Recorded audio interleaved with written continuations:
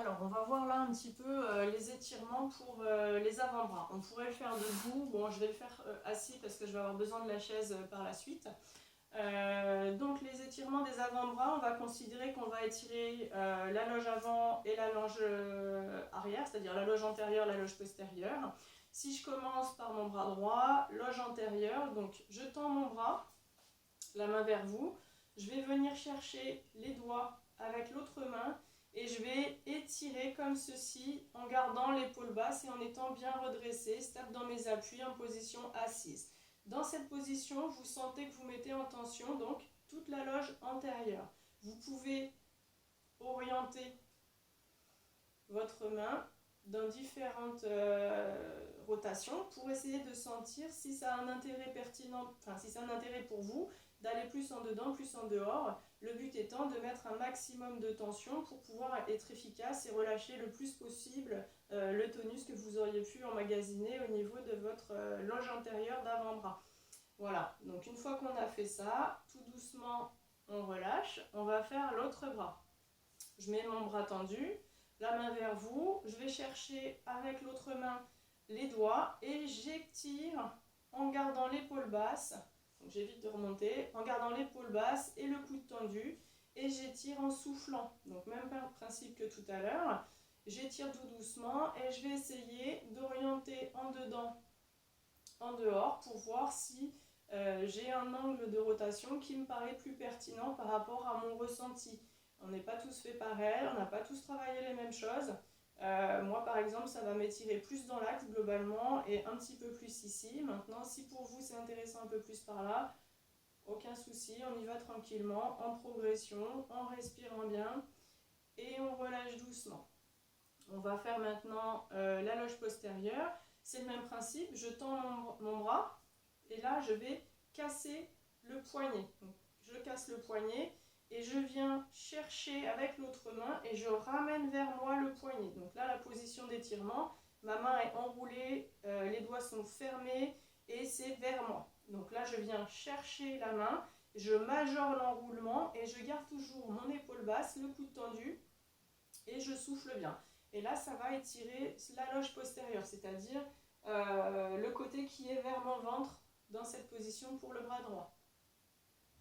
Même principe que tout à l'heure, en soufflant, on essaye de chercher s'il n'y a pas un intérêt à faire un peu plus à droite, un peu plus à gauche. Tout doucement, on étire en soufflant, en progression. Et ensuite, on change de côté. Donc là, je me mets figé la montre.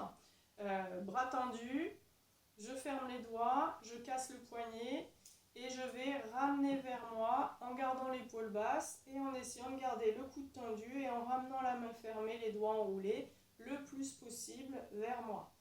Je souffle, j'étire, c'est assez efficace, hein, ces exercices-là, c'est assez intéressant à faire après avoir fait du renforcement en charge sur les bras ou à faire des renforcements avec élastique ou contrainte de poids. On souffle bien, on oriente à droite, on oriente à gauche, on essaie de voir s'il y a une pertinence à le faire. Et une fois qu'on a bien relâché, on laisse aller les bras. Alors je vais vous montrer un autre moyen de le faire qui, à mon sens, est plus facile à caler dans une journée ou à la fin d'une séance.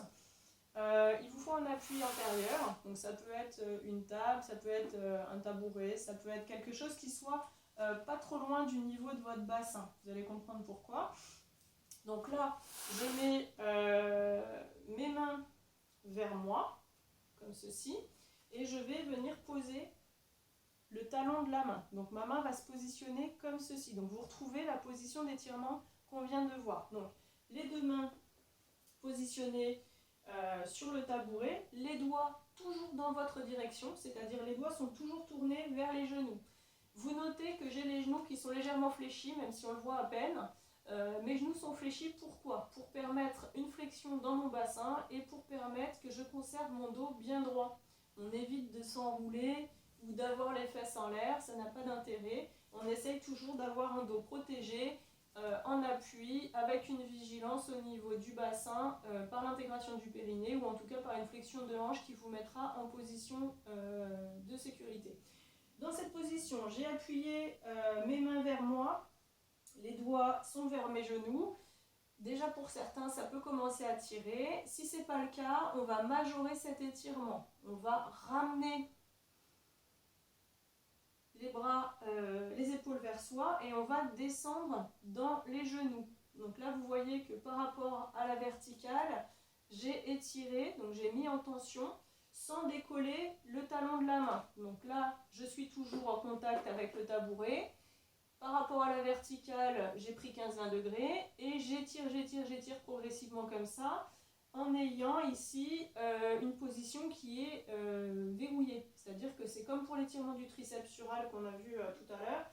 On va avoir une position où on va pouvoir gagner tranquillement en force avec un grand bras de levier sans que la posture ne puisse nous échapper. Donc on souffle bien, on étire, on abaisse. On ramène donc les avant-bras, les bras vers soi et on descend dans les genoux en gardant son dos bien droit. On souffle bien, on respire. Et quand on a fait ça, on relâche doucement. Si c'est difficile, déjà de mettre les mains vers soi comme ceci et d'avoir le talon de la main au contact. On va avancer. On va avancer les doigts et on va pouvoir faire la même chose. Ce sera plus facile. Pourquoi? Parce qu'on ne va pas mettre en jeu la poulie de réflexion totale qui va jusqu'au bout des doigts. Donc on a des flexions qui sont possibles à chaque phalange que vous avez au niveau de vos doigts, entre le doigt et la main, etc.